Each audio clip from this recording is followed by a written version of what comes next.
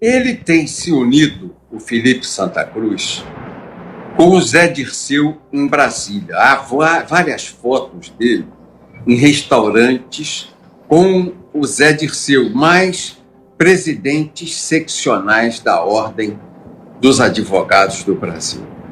O PT tomou de assalto a OAB. Só em São Paulo que não conseguiu fazê-lo, mas no Rio fez, em Minas fez, no Rio Grande do Sul fez. Das 27 sessões, me parece que o PT domina 22. E o papo do Zé Dirceu com o Felipe Santa Cruz é de dominar todas as sessões da OAB. Por quê?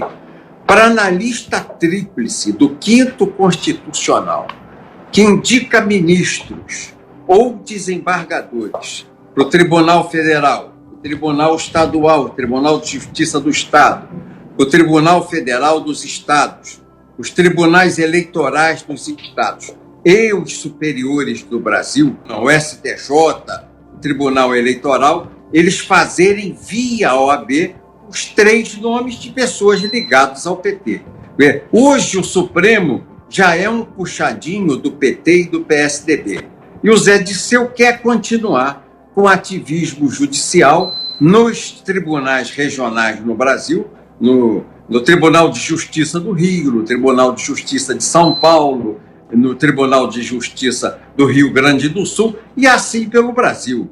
Eles experimentaram uma amarga derrota no Tribunal Federal, no Regional Federal, no Rio Grande do Sul, onde eles têm pouca ou nenhuma representação, e as sentenças, tanto do Zé Dirceu como do presidente Lula, foram mantidas e agravadas e majoradas pelo grupo da 4ª Região da Justiça Federal do Rio Grande do Sul, pelo Tribunal da 4ª Região do Rio Grande do Sul. E quem indica o representante dos advogados no 5º Constitucional é a OAB. E o Zé Dirceu, para ocupar essas posições nos tribunais regionais e nos tribunais superiores, está se reunindo com a OAB em Brasília, trabalhando, mesmo preso, condenado, sem cumprir pena, porque o Gilmar Mendes concedeu a ele um habeas corpus, ele é condenado a mais de 30 anos de reclusão,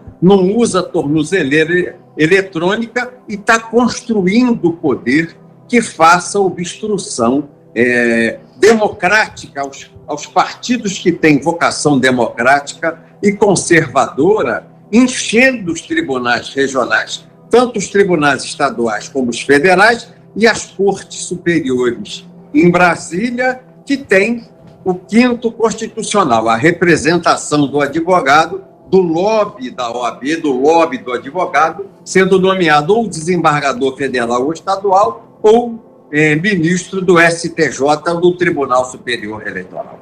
Os meus advogados do PTB requereram ao presidente do Supremo, o ministro Toffoli, a revogação dessa ordem que eu recebi inconstitucional, censura prévia, não é cerceamento da liberdade, censura prévia, porque medida cautelar é censura prévia, que contraria frontalmente a Constituição. A Constituição não prevê censura prévia. O artigo 5º, inciso 9 da Constituição, diz claramente o seguinte: é livre a expressão da atividade intelectual, o que eu estou fazendo com você agora, artística, científica e de comunicação. Nós estamos fazendo agora uma expressão livre de atividade intelectual, porque estamos pensando, colocando para fora as nossas ideias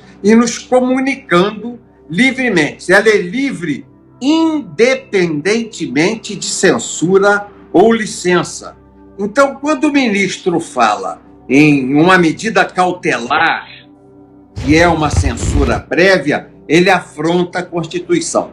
Eu pedi aos advogados do PTB que fizessem um recurso ao presidente do Supremo Tribunal Federal, o ministro Toffoli, para que ele revogue essa decisão monocrática do doutor Alexandre de Moraes, para eu poder voltar novamente a falar com os meus seguidores, que são 211 mil seguidores, e eu tenho tido interações na ordem de 100 milhões de pessoas no meu Twitter. Se ele não me permitir, eu vou desonerar a Cris e esse fim de semana mesmo eu vou fazer uma conta nos Estados Unidos.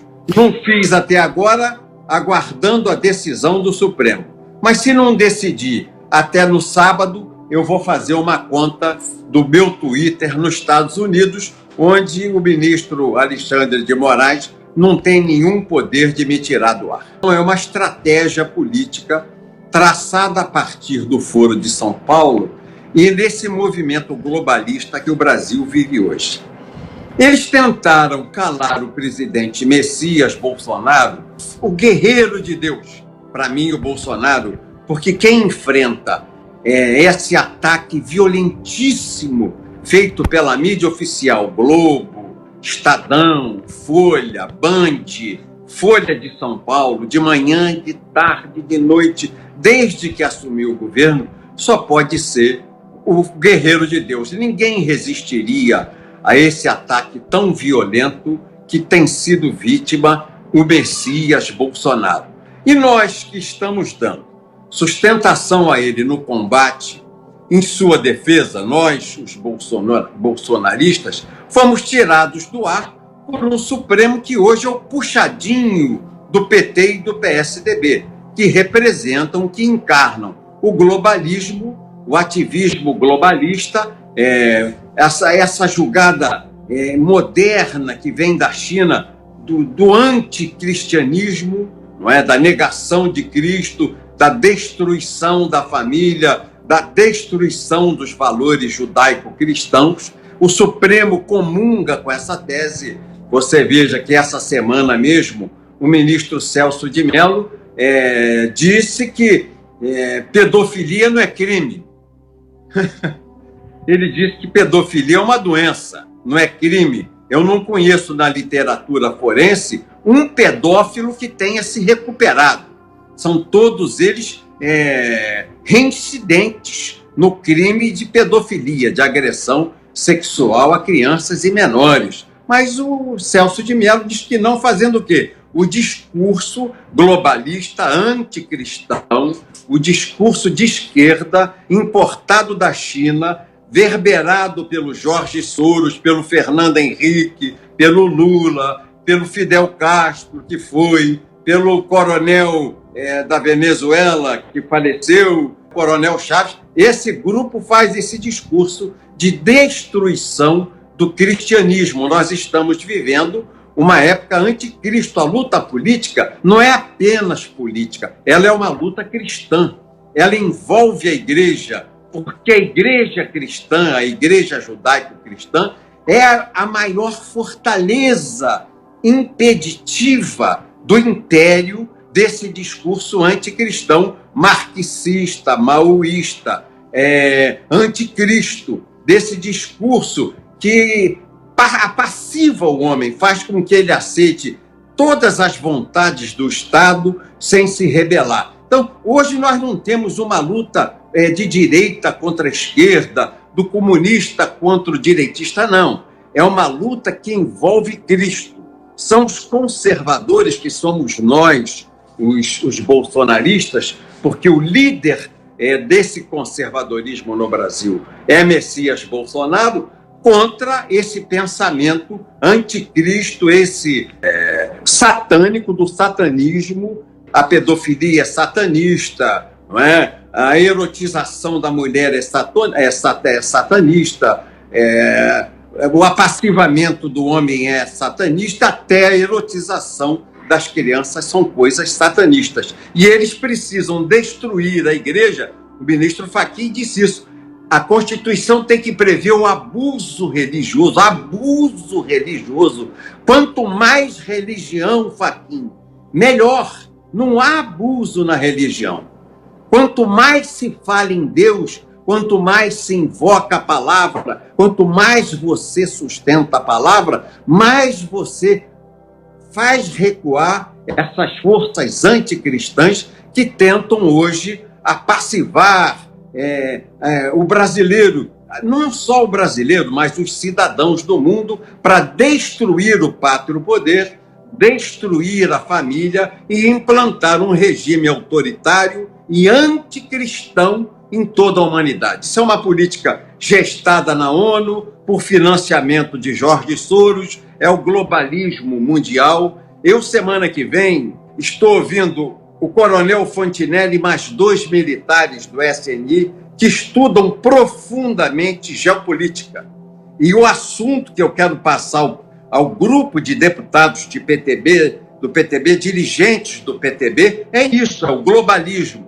Qual é a sua raiz? Qual é o seu pensamento? Qual é a sua forma de agir? Porque eu, quando ouvi falar pela primeira vez em globalismo, há uns 2 anos atrás, confesso a você minha ignorância, tomei um choque, falei, que raio de globalismo é isso? E se vocês estão brincando, é uma coisa de verdade. Eles estão 20 anos à nossa frente e nós estamos tentando correr atrás do prejuízo e nos mobilizando para enfrentá-los agora. Por isso, o Supremo, por ação satânica, por um satanista, que é o ministro Alexandre de Moraes, ligado a esse grupo satanista, globalista, anticristo, está tentando calar a nossa voz, a voz dos conservadores ligados a Messias Bolsonaro.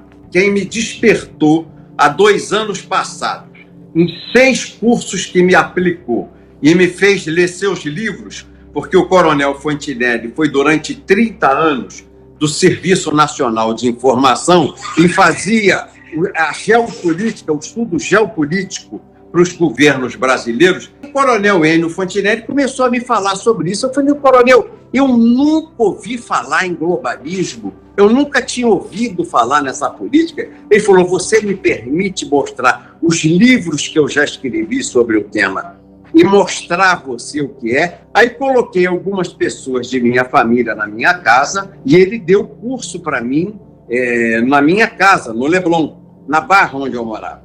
E agora eu quero levar isso ao PTB. Ele escreveu novos livros, tem novos estudos, mas estou juntando a bancada federal, líderes do PSL, que tem identidade e relações conosco no PTB, para que eles ouçam bem como se fundamenta, como se disfarçam esses homens globalistas.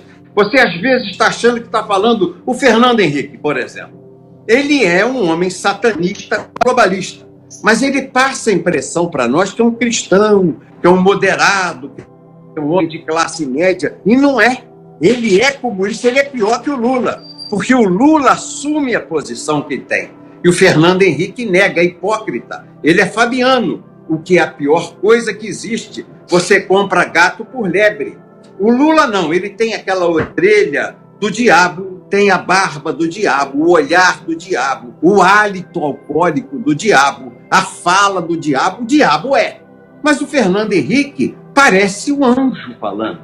Você tem a impressão, culto, fala vários idiomas, é um homem educado, classe média, sociólogo da USP. Então você fala, vem aí, um cara especial, mas é melancia, verdinho, verdinho por fora, vermelhinho, vermelhinho por dentro. E nos ilude, e nos engana. Ele é o inimigo disfarçado de cristão como nós. E aí nós temos que aprender a lidar com esses homens, entender a linguagem do fabianismo, entender a linguagem do globalismo e os instrumentos que eles usam para seduzir a sociedade e derrotar essa nossa tradição que vem dos nossos antepassados, que é a tradição religiosa judaico-cristã. São os nossos valores, são os nossos credos. Eu não conheço, na história do Brasil, nenhum presidente que tenha questionado um ministro no Supremo.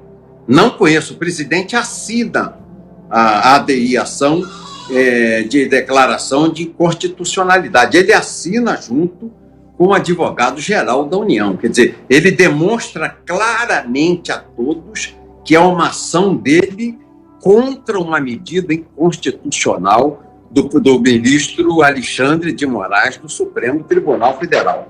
É uma ação corajosa e absolutamente constitucional e absolutamente dentro da regra institucional. É muito corajosa a ação do presidente, que tem sido vítima de ataques frequentes do Supremo Tribunal Federal, nesse ativismo judicial que pratica, já que o presidente conseguiu neutralizar forças do Senado e da Câmara dos Deputados.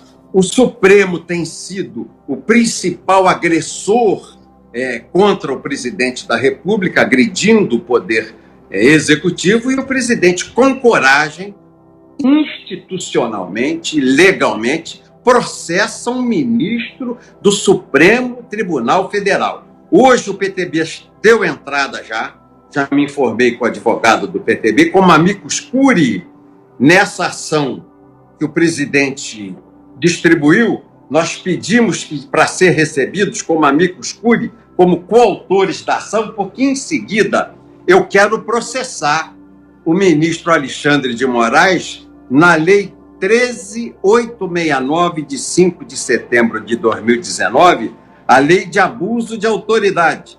As condutas descritas nesta lei constituem crime de abuso de autoridade quando praticadas pelo agente, com a finalidade específica de prejudicar outrem, que somos nós, os blogueiros, os tuiteiros, ou beneficiar a si mesmo, é o que ele quer no Supremo, se beneficiar e aos seus colegas, os outros ministros que vêm sendo criticados.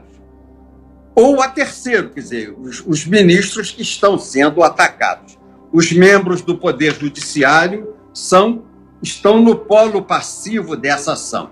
E as penas que existem para esse tipo de ação, artigo 4º, são a efeitos da condenação, a inabilitação para o exercício do cargo, mandato ou função pública pelo período de 1 a 5 anos. Nós queremos que haja uma decisão suspendendo o ministro Alexandre de Moraes, depois com esse peso do presidente. E nós entramos como amicus curiae para colher a decisão favorável e processar criminalmente por abuso de autoridade o Alexandre de Moraes, que passou de muito, está abusando contra a Constituição, está querendo ser acima da Constituição brasileira, da nossa Carta Magna, tomando para si o direito de revogar o inciso 9º do artigo 5º da Constituição, que diz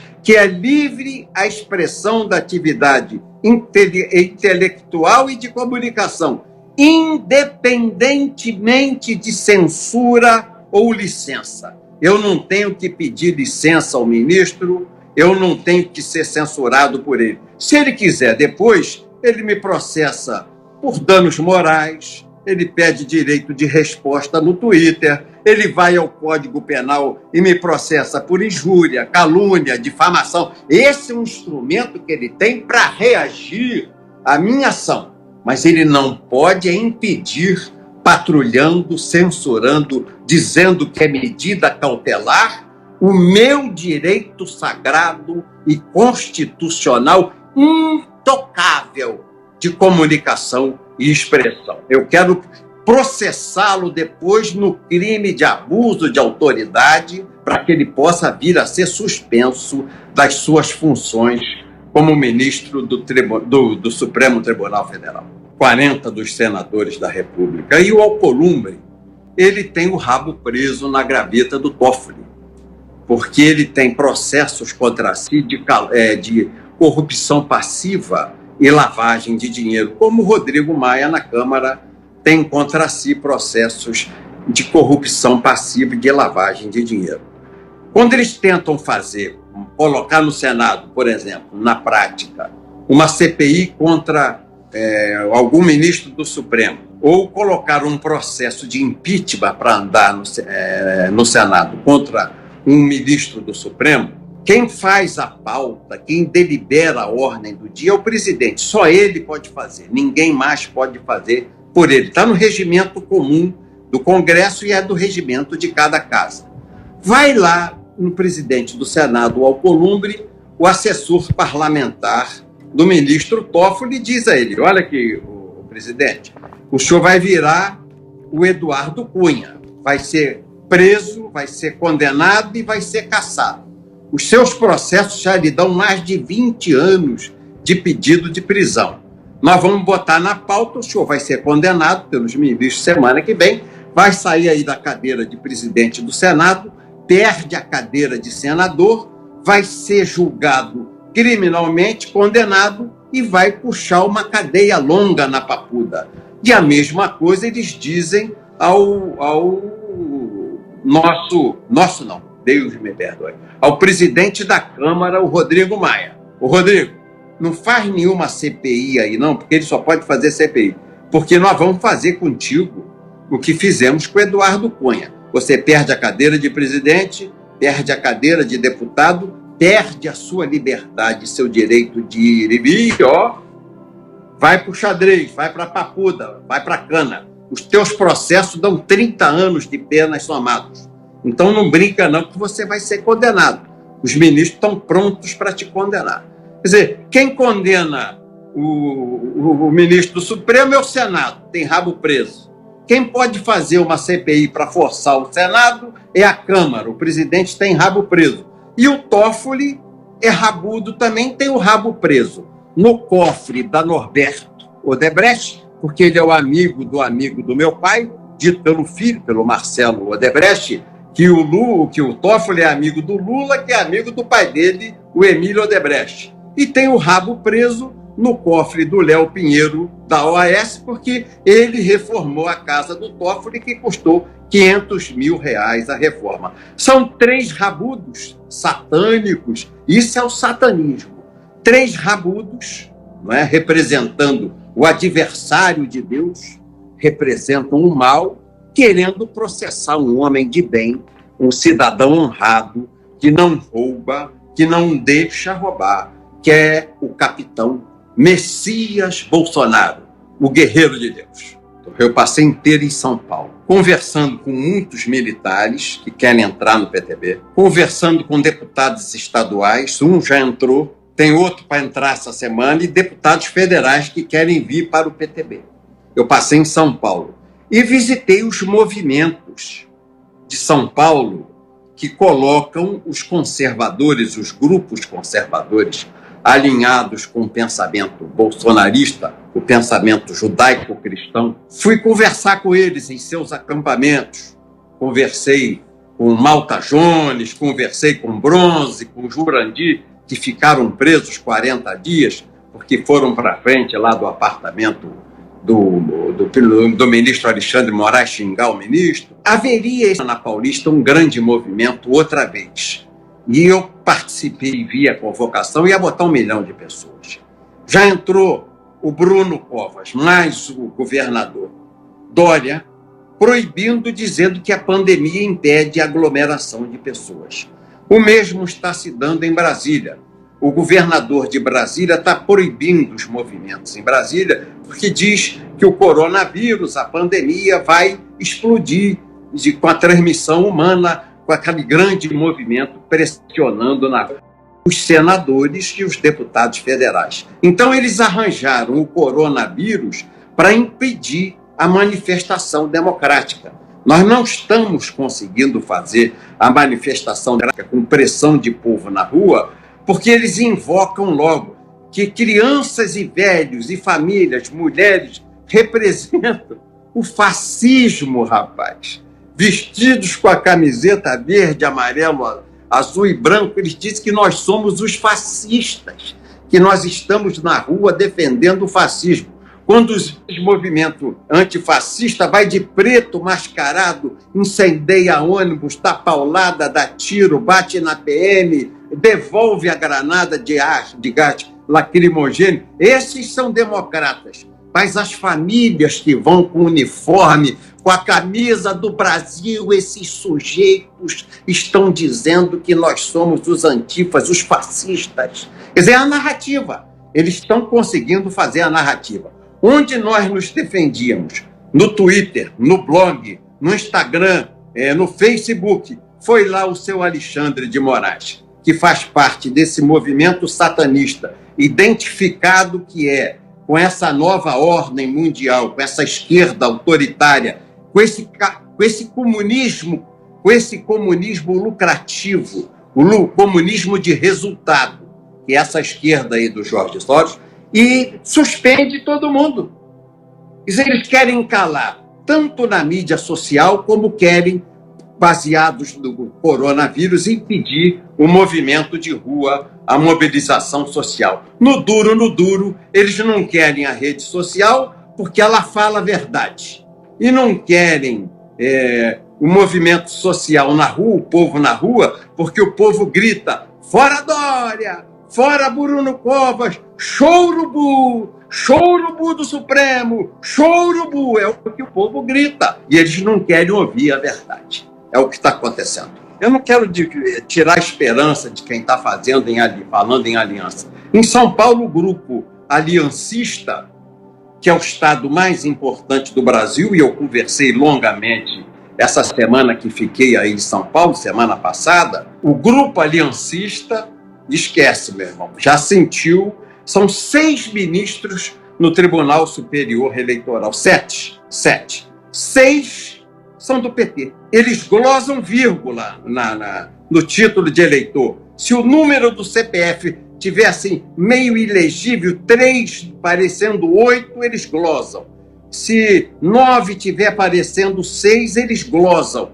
Eles não conseguem passar de 3% das exigências de filiação do Aliança.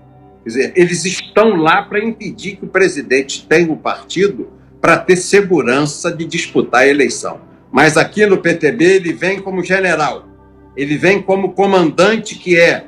Eu não sou homem de 2 palavras, quem me conhece, não volto atrás. Eu sempre tive uma coisa na minha vida pública, eu não sou o maior sujeito do Brasil, tenho meus erros, tenho os meus vícios, procuro acertar mais do que errar. Só uma coisa que comigo não volta atrás. É palavra. Meu pai, Roberto Francisco, o velho professor Roberto Francisco de matemática, ele usava um bigodão grande. E ele dizia: filho meu, na política, ele foi vereador 2 vezes na nossa cidade. Ele dizia: filho, em política não tem nota promissória, não tem cheque pré-datado, nem contrato escrito. Vale o fio do bigode. Palavra falada e flecha lançada. Não volta atrás. Meça 10 vezes. Pense 15 vezes. Raciocine 20 vezes antes de dizer sim. Para não voltar atrás. Não ter que dizer não. Diga não de cara. Não. Diga não. Porque o não você pode revogar. Mas o compromisso assumido, se revogado, desmoraliza o homem. E você pode fazer assim com qualquer deputado, seja ele da oposição, do governo, seja ele do meu partido. Pergunta assim: como é que é o Roberto Jefferson? Esse cara tem palavra? Pergunta só assim.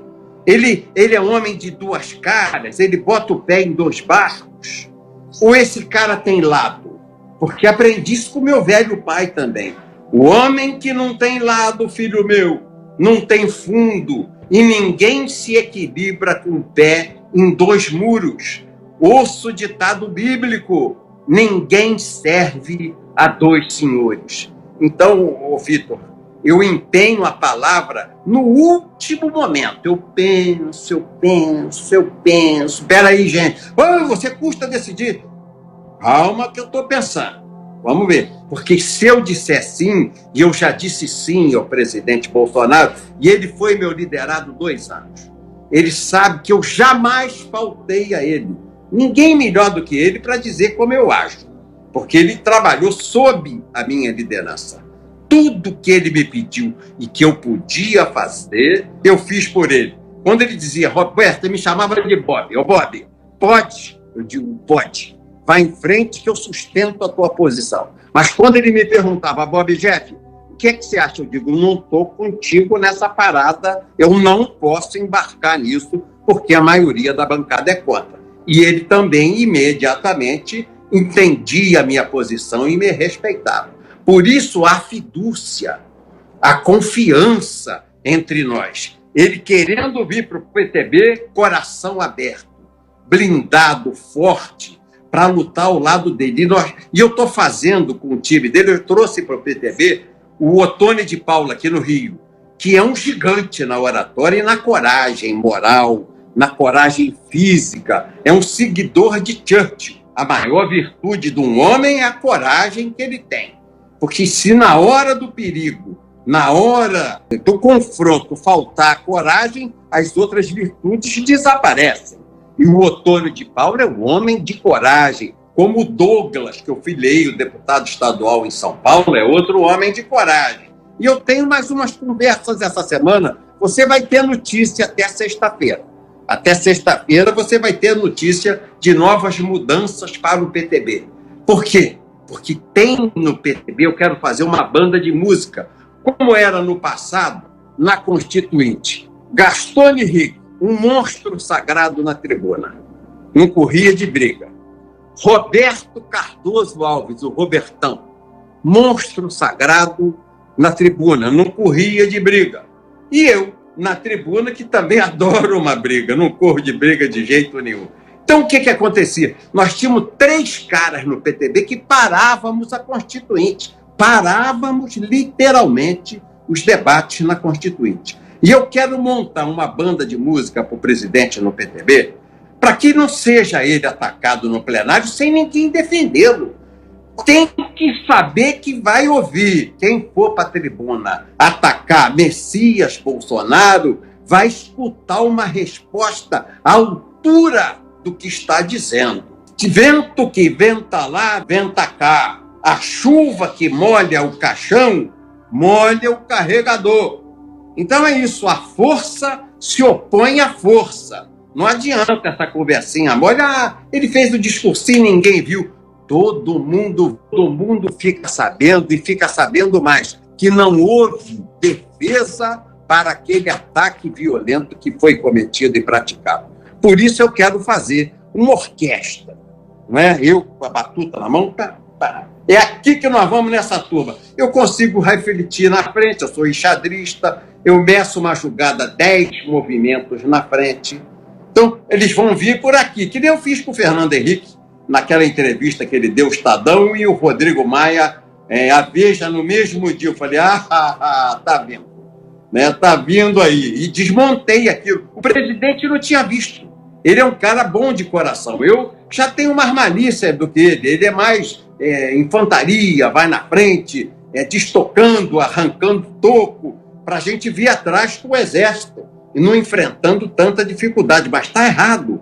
Hoje ele é o chefe de Estado. Ele precisa que nós façamos isso por ele e ele se proteja como general atrás de nós, como estrategista do que vamos fazer nós na conquista dos terrenos que nós estamos caminhando para conquistar. Eu não suporto mais a Câmara e o Congresso Nacional. O abismo, o inferno, a treva. Aquilo é a treva.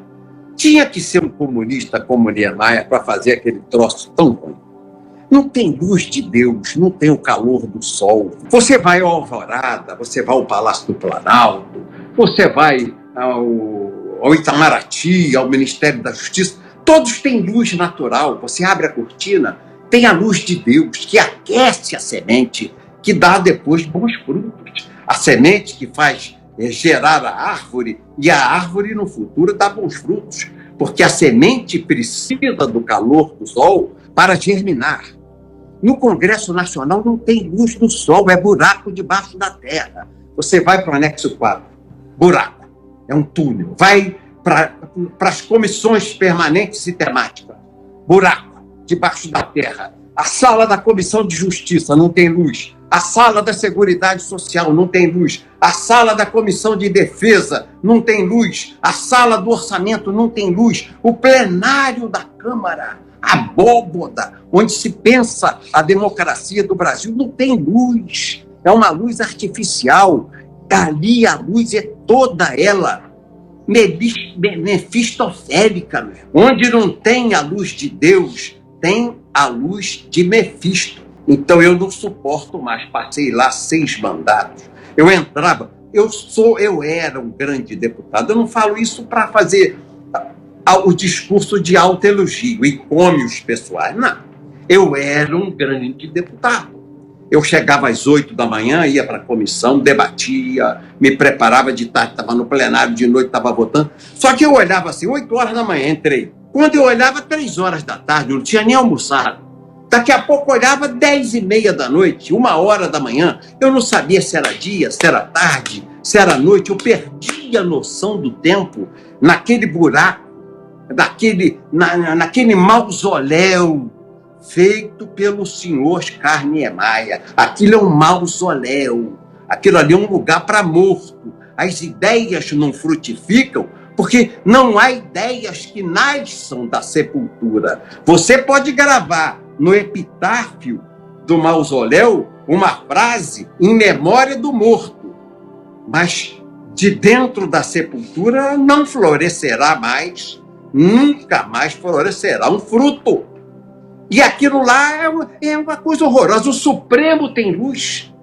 Só que eles põem aquelas cortinas obesas, verde escuras, eles escurecem, vetustas, dão aquela coisa, salão de Dom Pedro II. Eles têm assim, eles querem ter aquela sensação de Olímpicos, semideuses. Todos os funcionários públicos, por nomeação, não é concurso nem eleição, e recebem salário do povo. São empregados do povo. Eles não são do Supremo. O Supremo é o povo que paga o salário deles. E eles se acham mais que o povo. Mas eles têm luz. Só não abrem a cortina para que Deus os ilumine, porque eles representam o anticristo. Estão do lado de lá. Eles preferem ficar naquele ambiente escuro do anticristo. Mas quem de nós quer a luz no nosso corpo tem no sol uma das expressões mais lindas de Deus, o calor do sol, a luz de Deus, não aguenta aquele ambiente. Eu vou te dar um exemplo. O senador Mozarildo Cavalcante, que agora não é mais senador do PTB, era líder da bancada do PTB no Senado, é de Roraima, quis abrir no mausoléu, que é o gabinete dele, todo fechado, uma janela para entrar a luz do dia, a luz de Deus, a luz do sol. Você sabe quanto cobraram a ele para fazer isso? O projeto? 150 mil. Aí você vai me falar assim, Roberto, mas quem cobrou? O escritório do Niemeyer. Ele já tinha morrido. Tem um contrato permanente, vitalício, eterno. Olha o monopólio, como o comunista gosta de monopólio eterno, que só mexe na planta do Congresso Nacional o escritório que foi deixado aqui pelo Oscar Niemeyer. Então, a planta para fazer uma janela, 5x4, sei lá o tamanho da janela, você não muda uma janela sem pagar uma fortuna ao escritório dele. E entendo eu que aquilo é o inferno. Eu tenho uma ideia, porque existe no mundo parlamentos numa cidade, executivo e judiciário noutra cidade. Eu gostaria de trazer de volta, e há do deputado Daniel Silveira, um projeto de mudança da Constituição, uma PEC, que traz de volta para o Rio de Janeiro o Parlamento Federal. Então, nós ficaríamos longe do Executivo, longe do Supremo Tribunal Federal e colocaríamos a luz de Deus para que os deputados legislassem de acordo com ela, inspirados por Deus e aquecidos legitimamente pela luz natural de Deus e a luz do sol. Somos os alferes de Deus, somos o povo que ora, somos os atalaias da família cristã. Nós somos as lioas e os leões, somos as lioas e os leões conservadores. Somos o rugido da vida, somos o rugido da liberdade. Força e vitória, meu irmão.